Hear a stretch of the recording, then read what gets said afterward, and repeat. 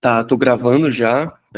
Cauã, enfim, antes de passar a bola para ti, né? Só agradecer a presença de todo mundo que está aqui, de quem vai ver posteriormente no YouTube, né? Essa gravação. Para quem não me conhece, eu sou o Sérgio, eu sou um dos que deram início ali ao projeto do Episteme, tá? Que inicialmente era eu que conduzia todas essas aulas online, mas aí nesse semestre a gente achou mais prudente ter cada aula um professor diferente que, né, fale sobre um tema que domine ali, de certa maneira.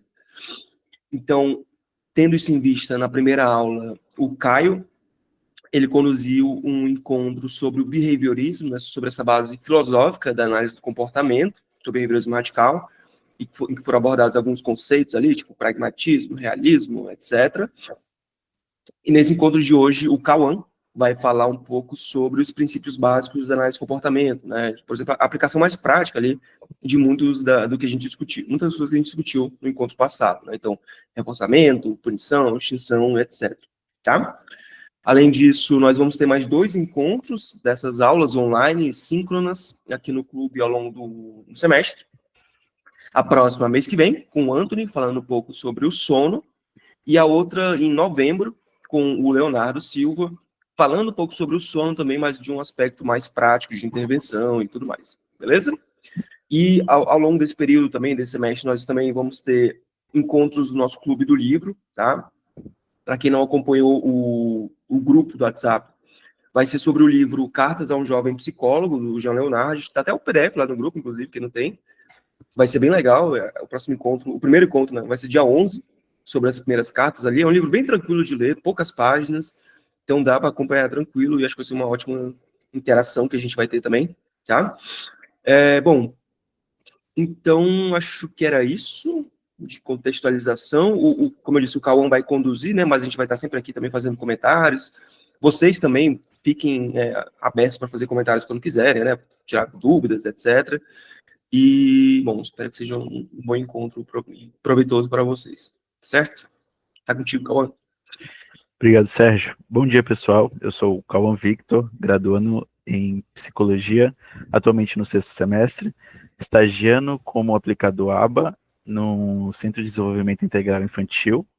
Então, essa questão de análise sobre o comportamento, a gente acaba praticando e tendo ali um contato mais prático.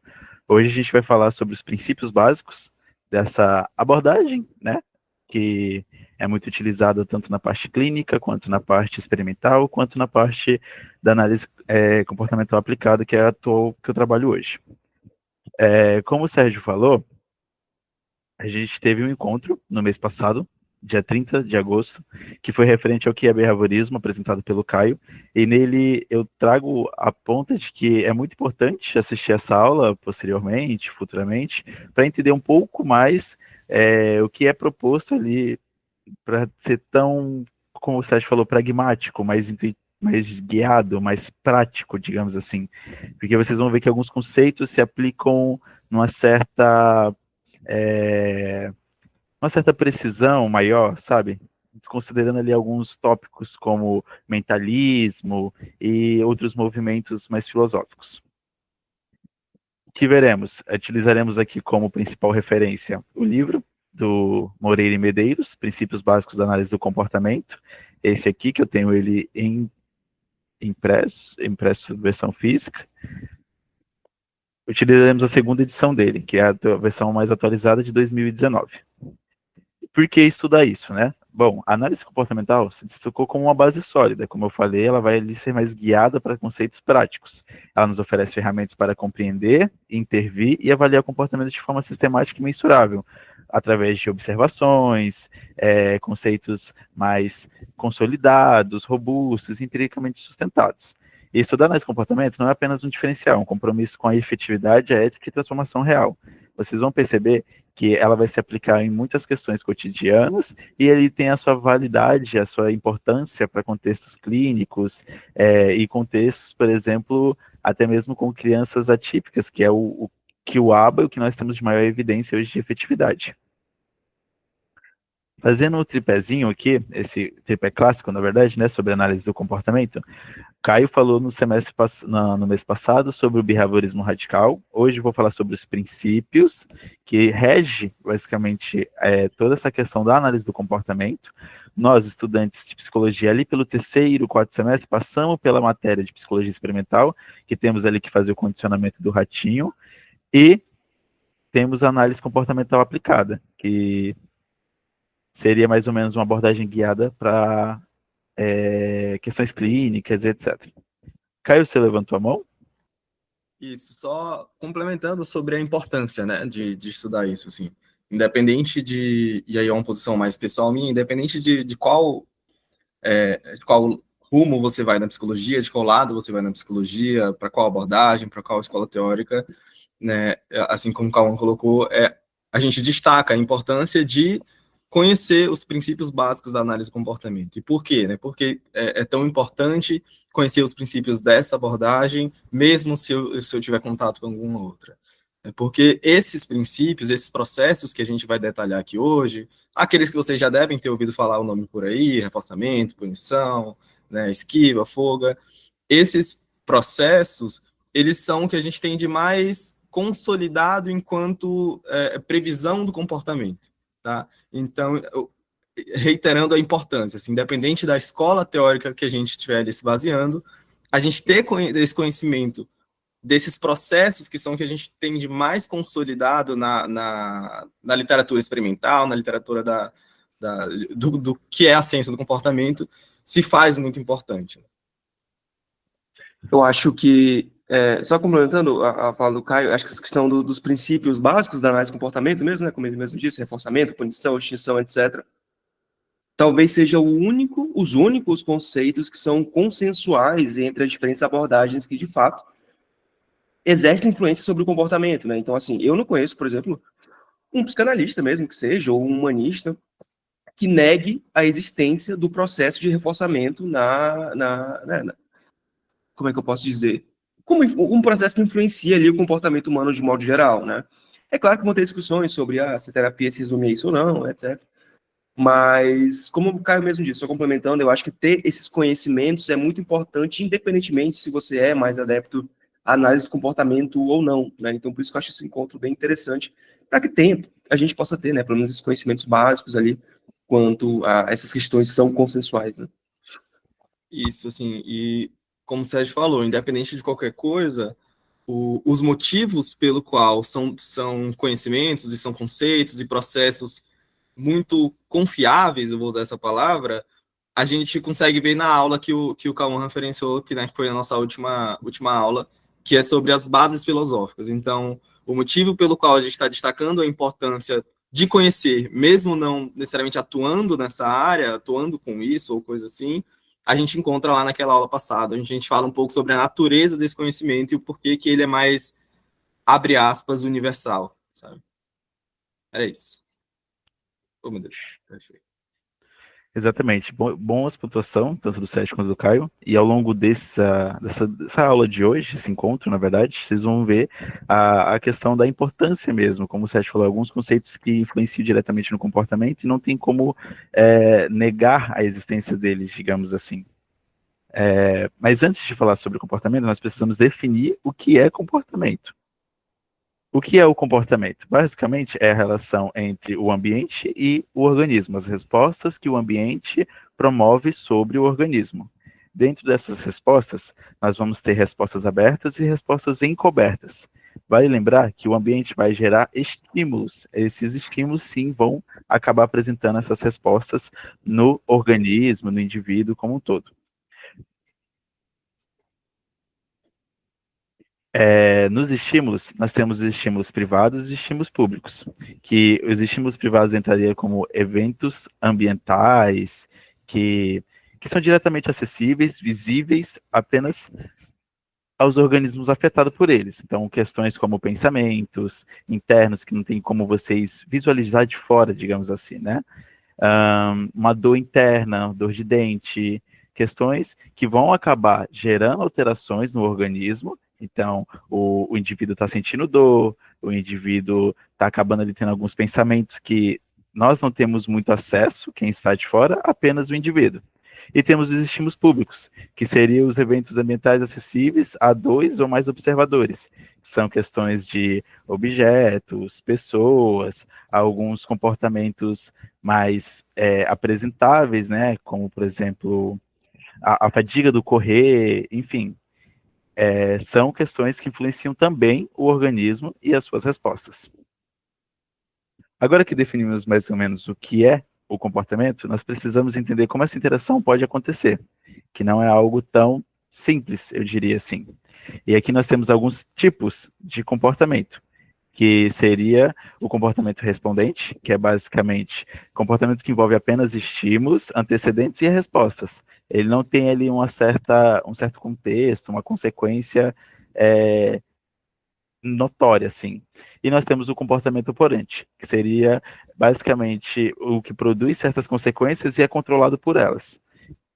Como eu posso dizer, de uma forma assim bem prática, acaba que o comportamento operante vai ter ali um conceito mais histórico, uma questão mais, tem um tempo para o indivíduo, entre outros. E começando pelo comportamento respondente, nós temos que entender que reflexo, na psicologia, é diferente do senso comum, quando falamos, por exemplo, o goleiro defendeu bem a bola porque ele tem um reflexo rápido. Na psicologia, nós temos como reflexo que não se refere a capacidades ou habilidades humanas, um conjunto delas, né? Mas sim uma relação entre uma ação e o que aconteceu antes dela. Seria o estímulo e a resposta. E é válido importar que, tanto no livro, no primeiro capítulo, nós temos o tópico chamado reflexo inato, e que já nascemos com algumas relações programadas, que seria fruto ali da seleção natural, que elas vêm justamente com o intuito de sobrevivência, claro, né, essas respostas automáticas seriam com o intuito de sobrevivência, mas claro, né, uma sobrevivência e que não dependem de uma experiência prévia. Por exemplo, ao nascer, um recém-nascido, ele tem como comportamento ali inato fazer a sucção da mamadeira ou do seio da mãe para poder se alimentar. São uma questão assim que é para ter realmente mais chance de sobrevivência. No comportamento respondente, dizemos que o estímulo antecedente elicia, ou seja, produz uma resposta. Então, esse comportamento dele fazer a sucção, tanto do bico da mamadeira como do seio das mãos, aumenta e garante, digamos assim, a sobrevivência dele e desenvolvimento do indivíduo. E aqui nós temos algum reflexo inato além desse da sucção. Temos a panela quente, que seria... Você levantou a mão, Sérgio?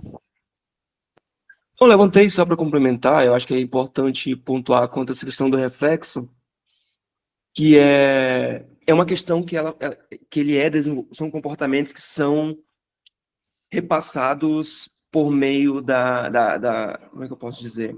Da seleção natural das espécies, né? Do tipo, olha, poderiam ter um determinado grupo de bebês, uns tinham o reflexo de fazer a sucção, né, da mama, e outros não. E logo esses que não faziam a sucção, não tinham esse reflexo, possivelmente morreriam de desnutrição, né? E aqueles que tinham esse reflexo sobreviveriam e, consequentemente, passariam seus genes adiante e assim por diante. Então, esses reflexos, eles, né, não é que a gente nasceu programado com eles enquanto espécie, mas eles foram selecionados ao longo de gerações, por meio da seleção natural, né? Só acho que um comentário relevante. Um outro complemento também sobre aquela conceitualização de comportamento que o Cauã fez agora há pouco, eu acho que talvez seja o principal diferencial dessa visão que a análise de comportamento tem, que ajuda a gente a prever e manipular o comportamento. É justamente essa visão contextual, né? Ela não vai conceituar o que é o comportamento pela forma com que ele se apresenta, ou por uma simples descrição do que acontece, né?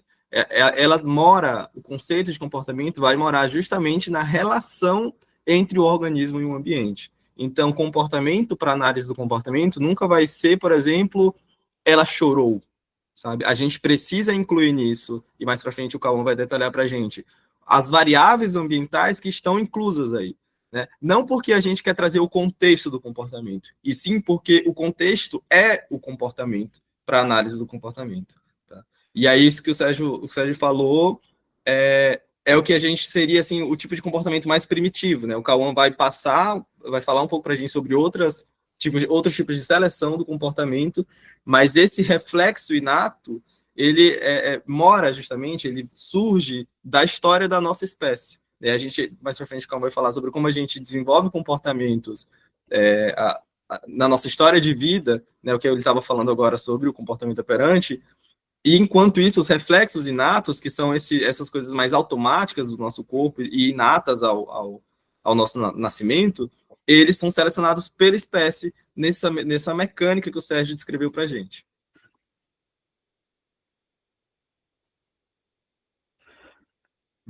Como eu estava falando, o reflexo inato pode ter algumas outras apresentações, até por questões de segurança.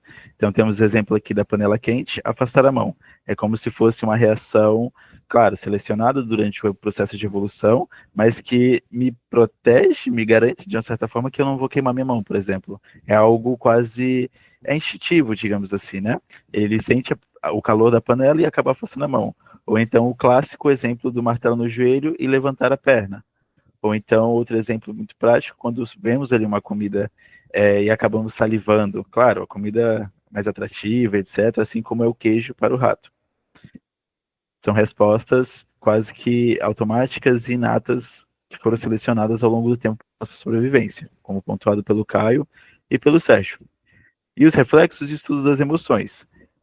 Tem-se um grande discussão sobre análise do comportamento pela falta de que muitos posicionam que não considera, não valida emoções, ou então acaba deixando elas de lado, sendo que isso é um aspecto extremamente relevante dentro do comportamento, dentro de sua apresentação e sua importância para o indivíduo, né? E garantia. Então vamos supor que sem eles é como se estivesse faltando ali alguma coisa para fazer justamente a análise do comportamento, como se fosse algo que estivesse faltando para complementar e entender alguns certos comportamentos que o indivíduo pode apresentar.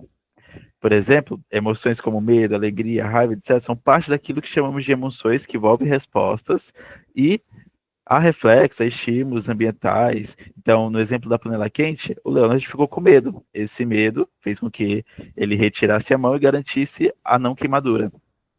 Quando sentimos raiva, alegria, ansiedade ou tristeza, que são mudanças que alteram nossa fisiologia, podem ser detectados utilizando aparelhos próprios. É muito difícil ser observado por fora alguma alteração fisiológica se não for significativa.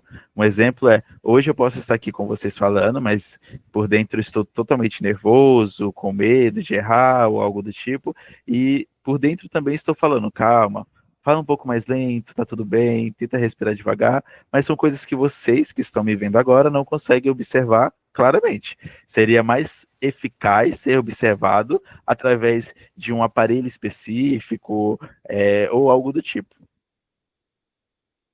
Levantou a mão, Caio? Tá mutado.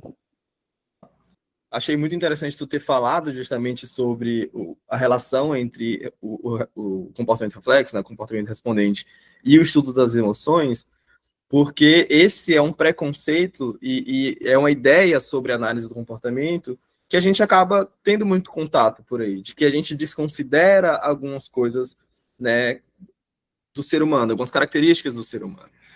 Por exemplo, a gente ouve muito que a análise do comportamento, e já adianto que essa frase não faz muito sentido, mas que a análise do comportamento lida apenas com o comportamento.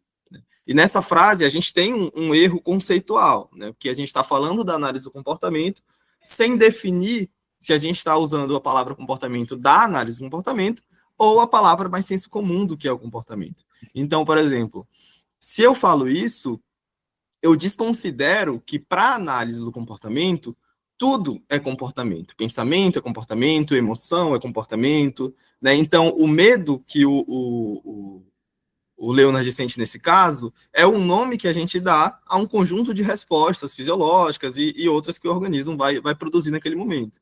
Então, não é que a análise do comportamento desconsidera X e Y, né? Apenas a gente precisa nomear de uma maneira diferente e estudar essas coisas de uma maneira diferente para que a gente consiga manter todo esse rigor que existe, né, nessa área. Levantou a mão, Sérgio?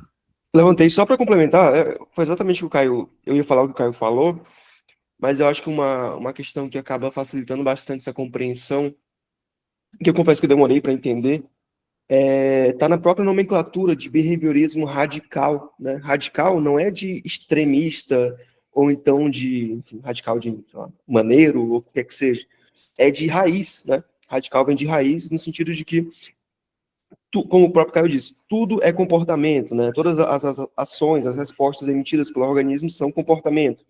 Então, por exemplo, o que a gente chama de emoções, que são determinadas respostas ali fisiológicas mesmo, do tipo taquicardia, sudorese, enfim, tremedeira das mãos, até mesmo comportamentos como sair correndo, etc., são comportamento também, né? Por mais que não sejam ali observáveis, muitos deles. Então, é importante que a gente tenha essa compreensão de que, sim, a análise de comportamento, ela leva em consideração emoções, pensamentos, etc., mas que essas respostas do organismo também são categorizadas enquanto comportamento, né? Então, enfim, eu acho que um comentário pode ser relevante. E aí eu acho que já fica o aviso, né, para todo o restante da aula de hoje, que sim, os conceitos parecem muito mecânicos e muito simples, tá? E aí, só dando um pequeno lembrete da aula passada, a gente viu que o que a análise do comportamento como uma ciência baseada no pragmatismo, o que ela faz não é falar para a gente sobre a realidade do ser humano ou sobre como o comportamento de fato é, ou contar a verdade sobre o comportamento. A preocupação dessa área, a preocupação da análise do comportamento do behaviorismo radical é construir alguns conceitos que vão ser úteis para a nossa vida, para a gente prever o que é, prever o que vai acontecer. Né? Então, o conceito, por exemplo, de o que é comportamento, o conceito do comportamento ser a relação entre o organismo e o ambiente, não é que na verdade é assim, não é que essa é a verdade sobre o comportamento e essa é a verdade final sobre o comportamento. Não, é que para a ciência da análise do comportamento, conceituar o comportamento dessa forma é útil e foi útil para a gente conseguir prever o comportamento. Tá? Então, sempre lembrem disso daqui para o final da aula, que os conceitos, eles sim parecem mecânicos, a gente vai falar sobre reforçamento, sobre punição, mas os desdobramentos disso aí começam a se aprofundar num nível de complexidade que a cada vez que a gente vai se aprofundando mais, a gente vai se assustando, né? Existem coisas que a gente não vai nem introduzir nessa aula, que justamente é isso, seriam coisas muito mais complexas e que a gente não precisa ver agora, porque a gente precisa partir do básico, tá? Então, esse é mais um dos motivos pelo qual a gente se cria essa imagem desses princípios básicos da análise de comportamento, como se eles fossem muito simplistas e mecanicistas ou algo assim, tá? Mas porque, no final das contas, eles são apenas instrumentos para que a gente consiga intervir e modificar o comportamento das pessoas. Exatamente. E continuando o que eu estava falando, a questão desses aspectos e apresentações fisiológicas das emoções fica mais claro quando falamos sobre o uso de medicamentos, como, por exemplo, os ansiolíticos, antidepressivos, que acabam apresentando alterações no comportamento diretamente.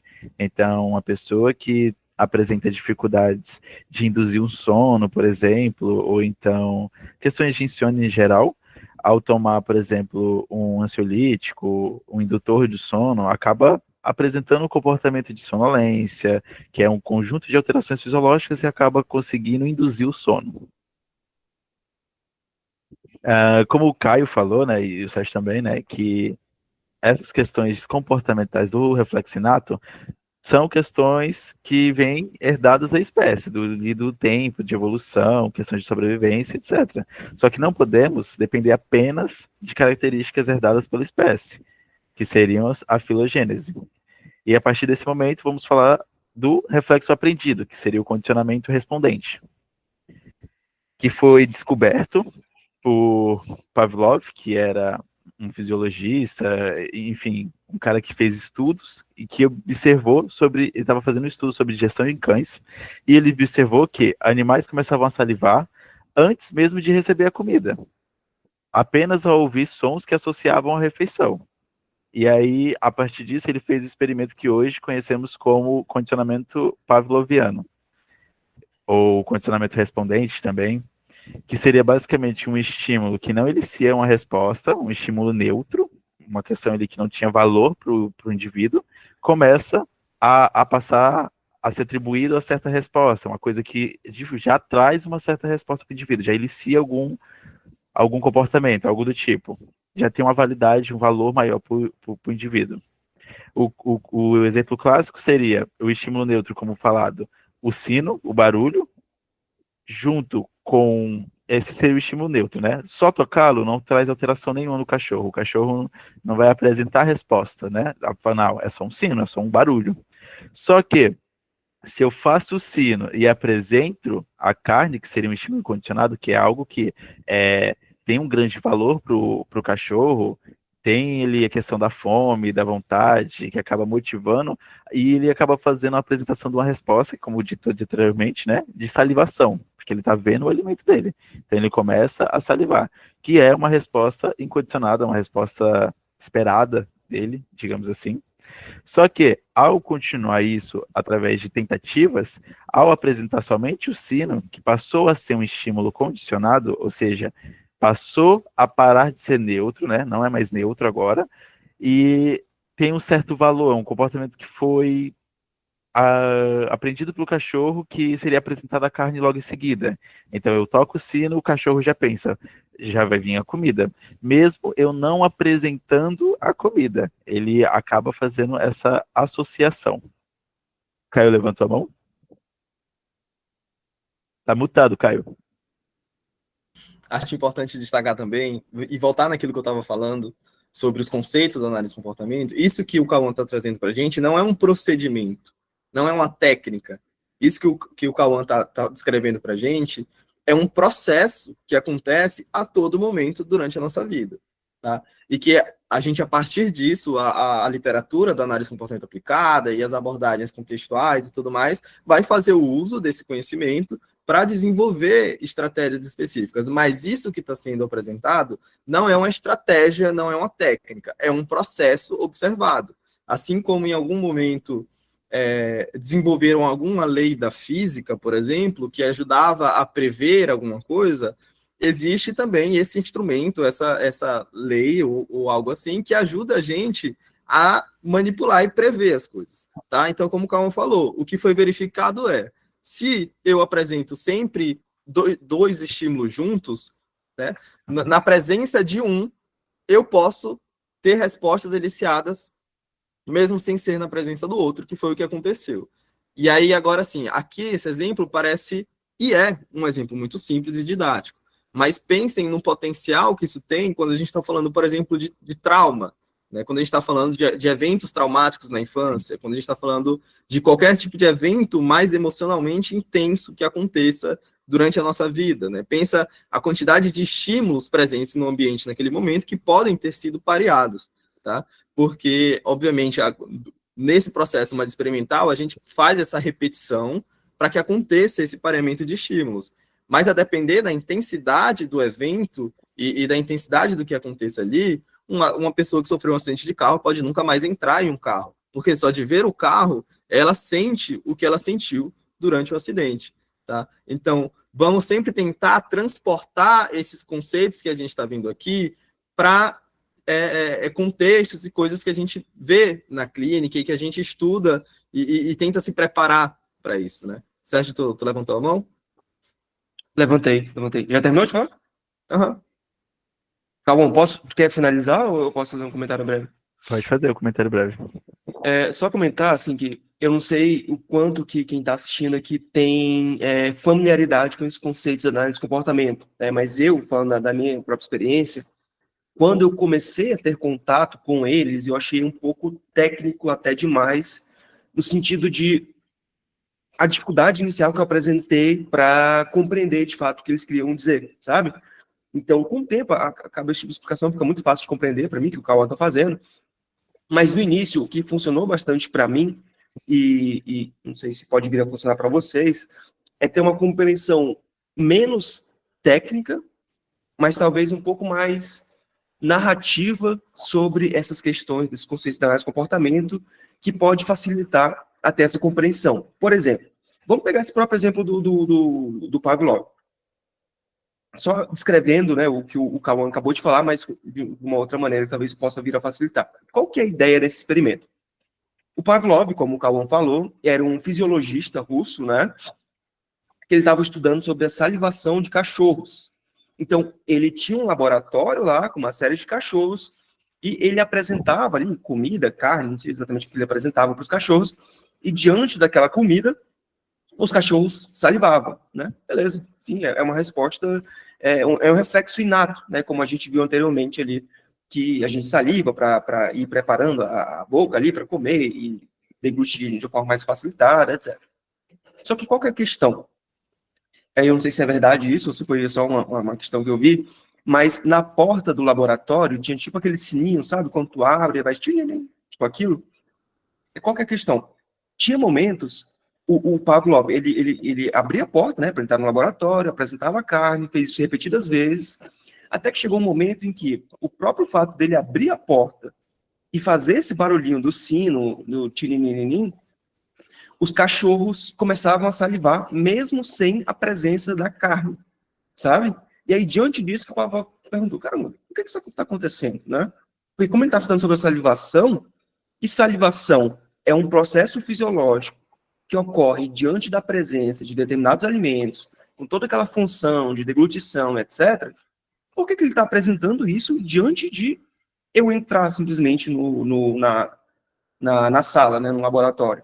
Se eu não sou um estímulo que originalmente eliciaria essa resposta da salivação, sabe?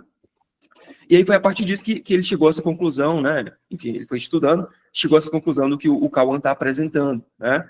De que a partir de determinadas apresentações simultâneas de dois estímulos, ou seja, o barulho do sino, a presença do pesquisador e a carne, a partir de determinadas apresentações simultâneas, como eu disse, a simples apresentação de outros estímulos que não a carne já eliciariam essa mesma resposta de salivação, sabe? Então, a simples presença do pesquisador, o simples barulhinho do sino, isso promoveria, né, essa resposta de salivação que era apresentada inicialmente pela carne, né? Então, houve um condicionamento nesse sentido.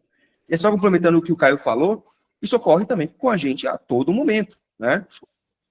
Por exemplo, se eu estou dirigindo um carro e aí eu tenho um acidente de carro, né? Beleza, eu bati.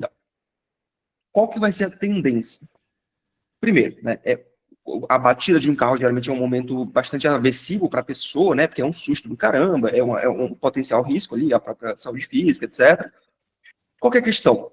Muito provavelmente eu vou associar esse evento da batida, que é extremamente aversiva, aos estímulos relacionados a ela, como, por exemplo, o próprio estar no carro, a própria, né, a direção ali, tá na rua, etc.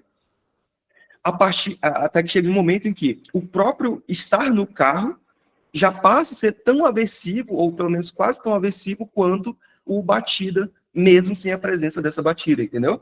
E aí daí que vem essa questão das fobias, dos medos, dos traumas, etc.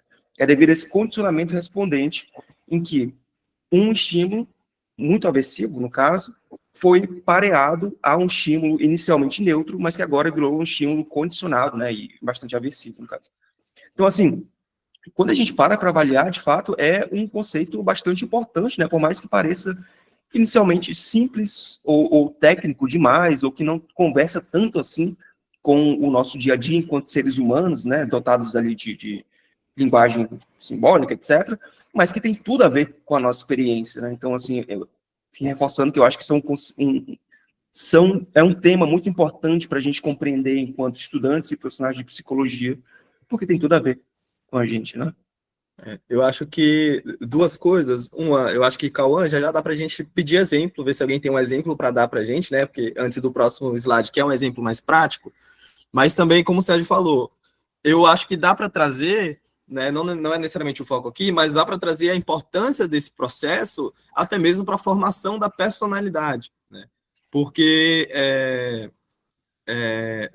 muito do que a gente diz e chama de personalidade são os nossos gostos, o que a gente gosta e o que a gente desgosta, né? Que tipo de comida a gente gosta, que tipo de outras pessoas a gente gosta, que tipo de de jogos, que tipo de brinquedos, que tipo de qualquer coisa a gente gosta. O que é mais ou menos para o rumo que a gente vai sempre que a gente fala de personalidade, né? E para análise do comportamento, né, a gente nasce com algumas coisas inatas que vão ser, eu vou usar a palavra apetitosas, que são apetitosas para a gente, né? Então, isso a gente chama de reforçadores primários, né? É aquilo que a gente nasce já, que a gente nasce e essas coisas já possuem valor reforçador, tá? Isso normalmente está relacionado ali a coisas fisiológicas, né? Então, as necessidades fisiológicas, reprodução, o se alimentar, né? O beber água, todas essas, a atenção social, todas essas são coisas que vão funcionar, que vão ter um valor reforçador desde a nossa nascença. E aí, a partir disso, a partir desses reforçadores inatos, e a partir desse processo que o Cauã está descrevendo para a gente, que a gente vai desenvolver todos os nossos próximos e outros gostos, né? É assim, por exemplo, que a gente, agora indo para um pouco mais para a prática clínica com crianças e tudo mais, é assim que a gente faz o ensino do brincar, né? A gente, quando é criança, a gente aprende a brincar e a gente aprende a gostar de cada vez de mais brinquedos, né? E isso acontece através desse processo de condicionamento respondente, tá? Inicialmente, por exemplo, algumas crianças têm muita preferência por brinquedos sensoriais, porque, de alguma forma, isso tem um valor reforçador ali inato a esse organismo, tá? E aí, normalmente, é aí que a gente ouve por aí falar, essa criança ela não brinca de forma adequada, ou ela não brinca com os brinquedos, abre aspas, corretos, né? E aí isso acontece justamente por isso, porque ela não passou por esse processo de condicionamento respondente. Então, muito do que a gente faria nesse momento é justamente parear esses dois estímulos. É parear um brinquedo que ainda não é reforçador com um brinquedo que é reforçador. E isso acontece não só, por exemplo, nesse momento da clínica, como acontece nos nossos gostos. Eu posso gostar, por exemplo, de determinado gênero de filme, porque esses filmes eram os que eu assistia quando eu era criança, quando eu estava com os meus pais, por exemplo. Então, o condicionamento respondente ele está acontecendo a todo tempo, ele vai formar muito do que é o que a gente gosta, do que é o que a gente se sente confortável, né? Toda aquela história por exemplo, isso já vai entrar num outro conceito mais lá para frente, mas também envolve o condicionamento respondente, aquilo de, eu não vou com a cara dessa pessoa, né? Existe alguma coisa nessa pessoa que está pareada ou que compartilha de outro estímulo, de propriedades de outro estímulo que está pareado aversivamente com alguma outra coisa, né? Então, é só trazendo a importância desse processo, desse conceito que a gente está vendo aqui, até mesmo para a formação da personalidade, né? Para a formação do nosso repertório comportamental. E aí eu acho que dá para a gente perguntar agora, ver se alguém tem um exemplo, pode ser da vida, pode ser um exemplo assim, dentro da psicologia, desse processo, desse conceito.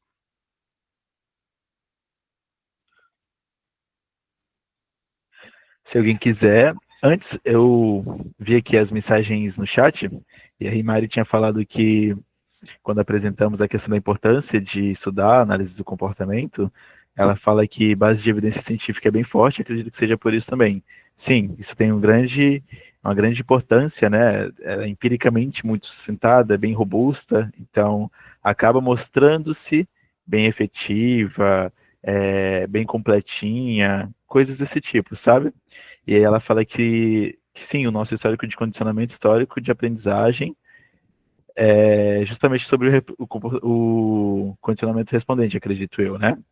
De que tem ali um tempo, tem um histórico, como o Caio falou, às vezes uma questão que gosta de filmes específicos porque era o filme que ele assistia lá na infância, com os pais, então tem ali um histórico por trás, tem uma importância, foi uma questão que foi reforçada durante um tempo. Então, sim, o histórico também é muito importante, isso vai entrar na questão do repertório comportamental.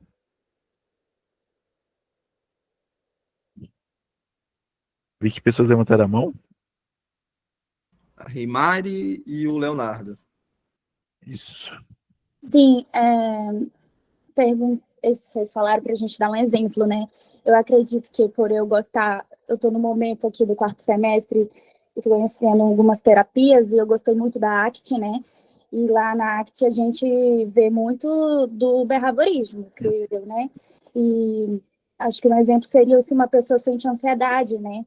E ao falar em público, ela pode ter, se sentir, né, conforme as críticas, né? Sentir uma punição social. Então, eu acho que vem ali do behaviorismo, esse histórico de condicionamento da gente, o sofrimento, a esquiva. Tu quer falar, Cauã? Pode falar, pode Tá. falar. Eu ia falar, De mas fato, eu assim, esse exemplo do falar em público é um exemplo que pode sim envolver o condicionamento respondente. Não necessariamente, tudo que a gente está falando aqui não é tão fixo assim, mas pode, né? Imagina que quando eu era criança, eu passei por algum episódio que foi aversivo para mim, seja lá por críticas ou pelas risadas de outras pessoas, que foi sobre ali falar em público ou estar em público com muitas pessoas. Né? Isso foi pareado aversivamente, aí, como você falou, mas mais pra frente a gente vai ver um pouco sobre isso. A gente entra nesse padrão de esquiva, né? Justamente porque a gente não quer entrar em contato com esse estímulo aversivo. Mas é um ótimo exemplo, sim. E complementando o que o Caio falou, isso pode ser um pouco visto da outra forma também, né? Eu, por exemplo, estar aqui para mim hoje tem uma explicação um pouco de condicionamento também, referente, por exemplo, eu tinha medo de falar em público, tinha medo de me apresentar na sala de aula, por exemplo, né? Que é muito comum no nosso contexto. Só que, assim, em algum momento eu fiz alguma apresentação que foi reforçada positivamente ali, me trouxe um reforço legal, e aí eu falei assim, não, eu acho que eu posso fazer isso também de forma online. Claro, aqui entra um contexto, mas para frente a gente vai falar que é possível entraria numa generalização, enfim. E aí tem também o lado positivo, digamos assim. Leonardo Silva levantou a mão. Opa, bom dia, tudo bem? Bom dia. Só dar uma contribuição, né, que vocês pediram um exemplo. Eu tenho um filho de 1 ano e 7 meses, 1 ano e 7. E eu consigo observar, assim, muito naturalmente esse processo de condicionamento nele. E, às vezes, como o Caio, o Sérgio falou, acontece no dia a dia, mesmo sem a gente provocar, né, sem adicionar estímulos, isso acontece. Aí um exemplo prático que eu vejo disso é com relação ao processo de vacina dele. Até os 2 anos, né, tem todo o calendário vacinal que a criança tem que seguir. Antes de 1 ano, que eu vejo que as crianças, assim, naturalmente, os bebês, não têm tanta consciência, assim, do que é a vacina, do que é aquela dor que ele está sentindo, né, o que é aquela injeção. E aí, a partir de 1 ano, ele começa a ter um pouco mais de consciência, né, ali do hospital, do ambiente da clínica, da injeção, enfim, e de inúmeros fatores. E aí, o que aconteceu, né? Primeiro, ele tomou uma vacina, que foi muito traumático para ele, né? Era um estímulo que já existia antes, mas que provocava uma resposta ali, mas que não era momentâneo, digamos assim, né? Ele entrava na clínica, recebia a vacina, chorava, saía e voltava para casa, tudo em paz. E aí, só que a partir de 1 ano, ele teve um processo, tomou vacina, teve outro momento que ele teve que ir para o hospital, levar soro, enfim. E aí, o que eu percebo? Que ele começou, a resposta do choro, do medo, começou a existir a partir do momento que ele via a enfermeira, que ele via alguém com máscara, com roupa branca. Então, aí eu comecei a perceber que ele já estava generalizando ali no medo, que eu acredito que você vai explicar um pouco mais no futuro, né, sobre esse conceito. E a gente vê que a criança, né, enfim, vai tendo esse processo, ampliando esse medo dela, que antes era só da injeção, vira da pessoa, depois vira do ambiente, e isso vai provocando novas respostas, entende? Então, era isso que eu queria dar de contribuição. Obrigado, pessoal. Exemplo bem claro, e que acontece muito, inclusive. Também trabalho com crianças, e às vezes acertar a apresentação de um estímulo que, em algum momento, ele era neutro, só que ele acabou atribuindo para alguma questão de algum estímulo aversivo, né? Alguma coisa que ele não gostaria de fazer.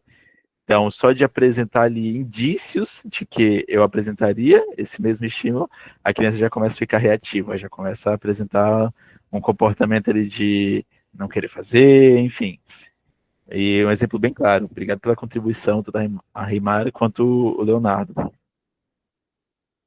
Bom, sobre o condicionamento respondente de Pavlov, né, do cachorro, é isso. Aqui teremos um exemplo mais prático também, né?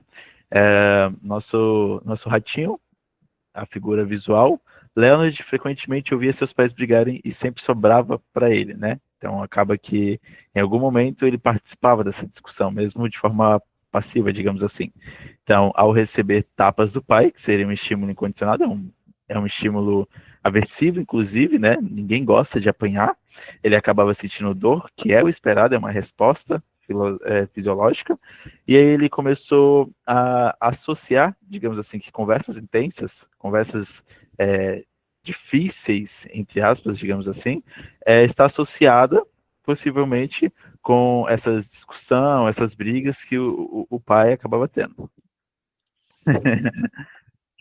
Então, ele começou a entender o quê? Conversas intensas, sentimentos ruins. Porque toda vez que em seu ambiente, na sua casa, tinha uma conversa intensa, mais séria, era briga, né? Pai, mãe, e ele acabava sempre apanhando ou participando, como eu falei, de forma passiva ou ativa. Caio, levantou a mão? Um exemplo que eu gosto muito, né, e aí eu vou tirar esses dados sem muita confiabilidade, mas é algo que a gente sempre ouve, esses relatos de profissionais e tudo mais. Um exemplo muito interessante é aquele de que muitos pacientes apresentam uma piora, né, nos últimos meses do ano, né, que são aqueles meses justamente que são pareados com situações aversivas de ausência da família, ou de justamente presença de uma família que seja mais conturbada. Então, a gente sempre ouve, o final do ano é muito complicado para pacientes que estão ali em psicoterapia com algum caso mais grave. Então, isso acontece também por esse parelhamento de estímulos, né? Esse final do ano, essas datas festivas, esses encontros com a família, geraram, de alguma forma, algum condicionamento respondente que gera essas respostas nesse indivíduo, essas respostas emocionais, ele fica triste, ele se sente mal, né, ou ele se sente ansioso. Então, esse é um exemplo muito interessante também. Esse exemplo do Leonard me lembrou. Esse exemplo. Exatamente. Agora nós vamos falar sobre o experimento com o pequeno Albert. Esse é um experimento, assim, bem controverso dentro do campo da psicologia, né? Temos ali as pessoas que se pontuaram contra, temos as suas principais críticas a esse tipo de experimento, porque acabou envolvendo uma criança de 11 meses, né? E acabou sendo um experimento conduzido pelo Watson em 1920, onde o objetivo que ele tinha como principal foco era mostrar que aquele condicionamento pavloviano que a gente acabou de ver poderiam ser aplicado a questões emocionais, né? Emocionais como um todo, sabe? Como um condicionamento mesmo. Ele vai falar que o condicionamento respondente vai além de simples relações de reflexos, né? A gente deu vários exemplos aqui e alguns até se assemelham ao que o Watson estava propondo. E ele vai propor que nos ajuda a entender como emoções podem ser associadas a estímulo neutro. Caio acabou de dar um estímulo muito sobre isso, né? Datas comemorativas ali no final do ano, a ausência de uma família pode acabar gerando aquela questão de sentimentos ansiosos, ou então aquela questão de frustração, falta, algo do tipo, ou então na presença de uma família um pouco disfuncional ou disfuncional, pode apresentar raiva, ou então medo. Todas essas questões são emoções, estão ligadas ao campo das emoções. O experimento, como eu falei, era basicamente com um bebê de 11 meses de idade, que até então era uma criança alegre, curiosa, que não tinha medo de objetos comuns, como um rato branco, que lhe foi apresentado, que foi o principal objeto ali desse estudo, né? Tanto o Albert quanto esse rato branco e alguns outros animais que se assemelhavam a esse rato. Ele tocava o rato sem mostrar qualquer sinal de medo, como eu falei, ele era bem curioso e até esperado isso, né, de uma criança de 11 meses. Só que sempre que ele tocava o rato, que até então era um estímulo neutro, tocar, passar a mão, era feito um som alto, inesperado e estridente atrás do pequeno Albert. Então, aí eu vou falar pegando um pouco da fala do Leonardo, a gente, além dos reflexos inatos, a gente tem alguns medos inatos também, que seria também constituído ali para a sobrevivência. Então, medo do escuro, medo de sons muito altos, estridentes, medo de algumas figuras animais ali que parecem ser perigosos. Tudo isso vem daquela questão de sobrevivência, seleção natural, enfim. E aí, ao escutar esse barulho estridente atrás dele, que é um barulho que causava um certo medo pela magnitude que tinha, né, um som muito alto, ele acabava tomando um susto imediato. E isso era sempre feito como? Na apresentação do rato, sempre que ele iria brincar com esse rato. Então, com o tempo, o pequeno Albert associou que o som alto, né, era apresentado junto com o rato branco. Ele começou a entender que o rato, basicamente, causava esse som. Então, sempre que ele via o rato e o som era apresentado, ele ficava com medo. Até que um ponto começou-se a parar de apresentar o som, e só ao ver o rato, ele já sentia o medo. A mesma reação de quando o som era apresentado. Isso é basicamente aquele mesmo esquema que fez com o cachorro entender que o som do sino seria disponibilizada a comida. Só que, é claro, de uma forma agora bem mais invasiva, e acaba sendo até um prejudicial para a criança. Eu ia falar justamente disso, gente. Esse é um estudo clássico e tal, na área do comportamento, né? Mas ele é um estudo também muito antiético. Hoje ninguém discorda disso, é um consenso que esse estudo gerou consequências na vida dessa criança de alguma forma, sabe? Então ele é um estudo que hoje para a gente serve de aprendizado, né? Mas é um estudo, sim, antiético e estudos experimentais, pesquisas experimentais não vão nesse caminho. Tá? Tanto que a gente buscando na literatura aí, é muito complexo o que aconteceu com o Albert, né? Ficou um pouco incerto depois disso, porque acabou, e eu vou apresentar mais para frente, através da generalização, que ele começou a apresentar esse medo a qualquer coisa que fosse peludo e branco. Então veja o prejuízo que ele acabou tendo devido a um experimento, a uma tese, enfim, a um experimento mesmo. Que é justamente o que eu ia falar agora, né? A generalização de estímulos. Quando, como eu falei, isso não se prendeu somente ao rato branco. Então, ele começou a ter medo de outros objetos peludos, como coelhos e até mesmo casaco de pele. Então, veja, imagine ele tentando comprar uma roupa e ao ver ali uma peça que tenha um pouco de pelos ou que seja até mesmo branca, dependendo, né? Vai causar o medo que ele sentia toda vez que era apresentado o som. Então, acaba causando um prejuízo, um medo, aquela questão de batimento cardíaco, faz toda aquela alteração fisiológica e comportamental que acaba prejudicando ele diretamente. A generalização entraria ali no campo de, como eu falei, ocorre quando o organismo responde de maneira semelhante a diferentes estímulos que compartilham propriedades igual ou semelhantes. Então, é como se eu visse algo que se parecia àquele estímulo, que eu tenho uma certa reação, um certo comportamento referente a ele, e eu começasse a apresentar nesse estímulo semelhante, entendeu?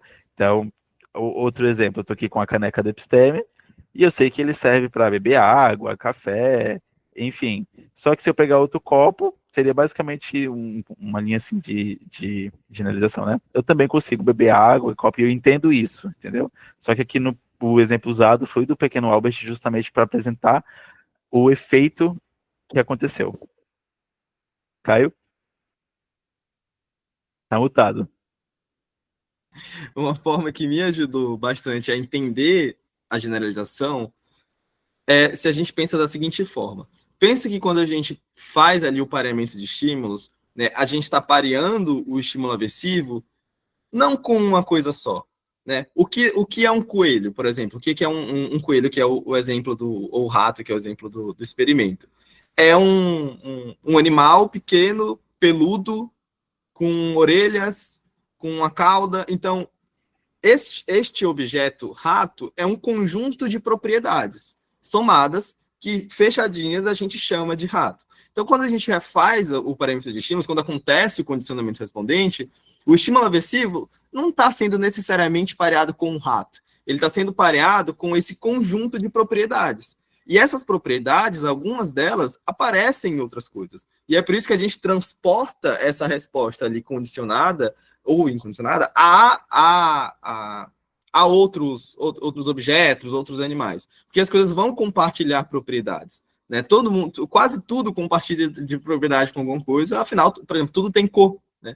Então, as coisas compartilham propriedade até nisso. Obviamente, a intensidade dessa semelhança, a quantidade de propriedades compartilhadas, vai dizer, mais ou menos, a intensidade dessa resposta, tá? Mas essa visão das coisas como um conjunto de propriedades ajuda a gente a descrever. Por exemplo, não à toa, quando crianças pequenas, às vezes, confundem um homem de cabelo grande com uma mulher.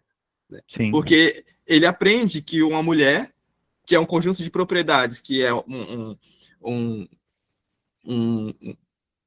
ser humano com cabelo longo, com traços mais finos, ele pega esse conjunto de propriedades e a gente ensinou ele a chamar isso de mulher, né? A nossa linguagem funciona assim. E aí, pela primeira vez, ele tem contato com um homem muito cabeludo. Um homem também ali de traços finos e de cabelo longo, né? E aí, estes dois objetos compartilham de muitas propriedades. E é por isso que quando a linguagem não está muito refinada ainda, e o repertório da criança não está muito refinado ainda, ela vai transportar essa nomeação para este outro objeto, justamente pela generalização de estímulos. A Reimari levantou a mão. E aí a gente pode entrar no conceito, não sei se eu estou errada, de novo, por exemplo, uma pessoa teve um relacionamento o qual ela sempre tinha discussões, gritos, e aí, quando ela terminou esse relacionamento, ela acabou não querendo novos relacionamentos por conta desse histórico, né, do outro relacionamento. Ou eu tô errada? No quesito... Pode falar, Caio. Não, responde tu primeiro, depois eu complemento. Eu ia falar no quesito de generalização, ela pode acabar evitando certos parceiros que apresentam características semelhantes ao parceiro anterior.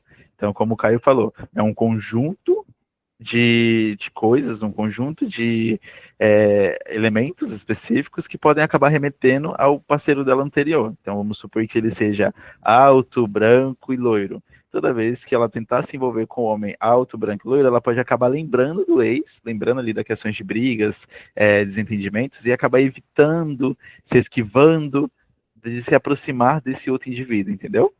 Ah, então vem das características também físicas, é isso? Isso, o conjunto como um todo. Então, às vezes, como o Caio falou, o Albert poderia estar associando, talvez, o rato ou o coelho somente pela orelha, ou pelo rabo, sabe?